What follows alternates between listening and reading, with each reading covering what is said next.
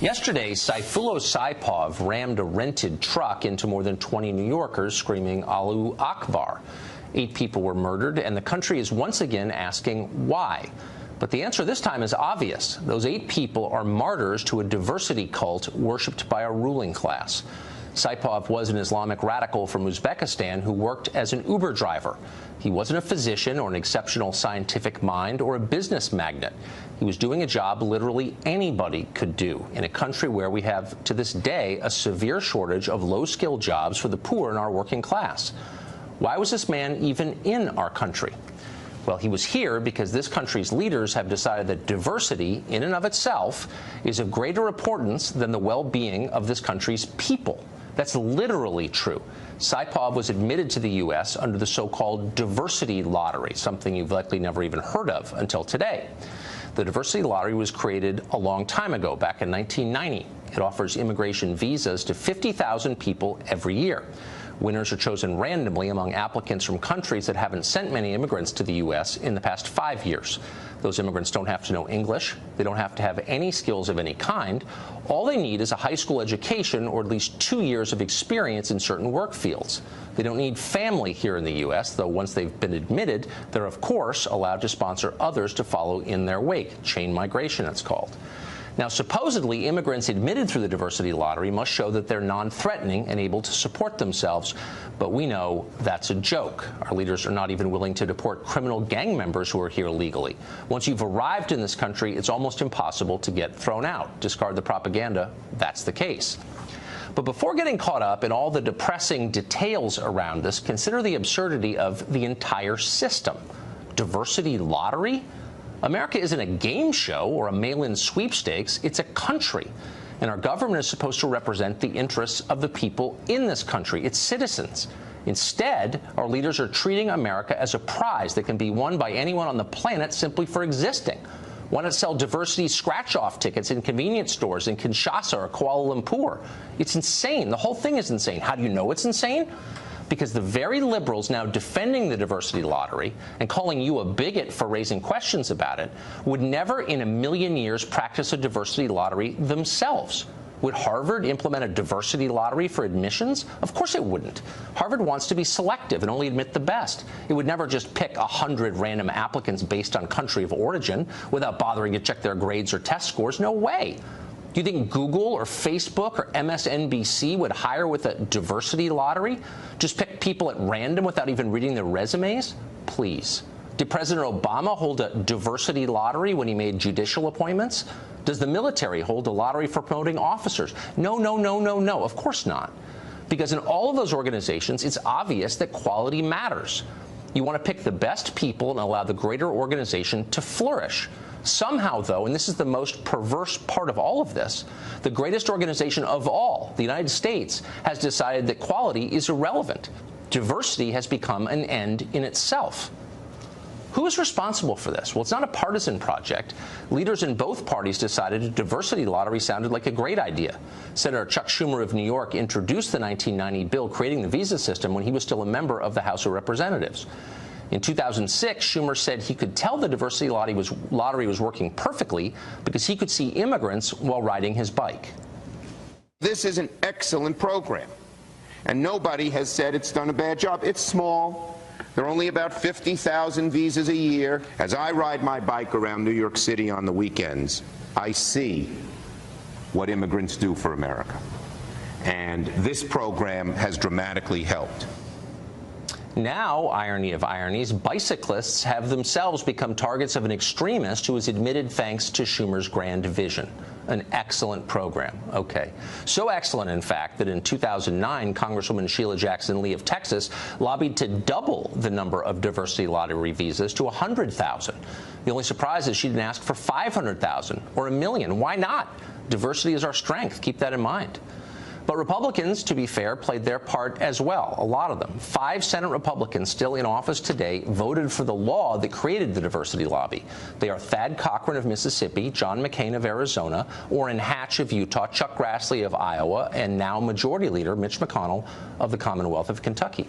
We reached out to every single one of them this afternoon to see how they feel about the diversity lottery now. McCain, Grassley, and Cochran say they want the diversity lottery abolished. Will the rest come around? We'll be watching. What about the Democrats? Congress is, of course, hopelessly divided on immigration, but we could at least unite around the principle that immigrants ought to be chosen because they can benefit this country. You'd think that would be an easy one. Many lawmakers would deflect if you asked them, though. They'd say they want the program ended as part of what they're calling comprehensive immigration reform. But there's no need for that. It's an excuse offered to allow lawmakers to do nothing, as they have done for decades. Congress could, in fact, end the program tomorrow without touching any other part of the immigration system. And if Congress actually cared about the well-being of this country, they would, of course, do that. But sadly, it seems unlikely any of this is going to happen. Why? You know why. The truth is, our ruling class prefers immigrants to Americans. They don't say that out loud. They don't need to say it out loud. Watch how they act. Who are they more worried about? The so-called dreamers here illegally, or the 60,000 American citizens who died of drug ODs last year? It's not even close. Our elites see Americans as beyond hope, and worse than that, as dangerous. Just this week, you watched an ad in the Virginia governor's race premised on the notion that the biggest threat to this country is pickup driving Trump voters who want to run over Muslim children. Even though, if you want to get factual about it, in a country with 63 million Trump voters, that has never happened. Meanwhile, an Islamic extremist literally just ran over people with a truck. Yet authorities, as they always do, race to treat that as an isolated incident, a lone wolf attack with no implications for American policy. Are our leaders lying to us? Are they blind? Both, probably.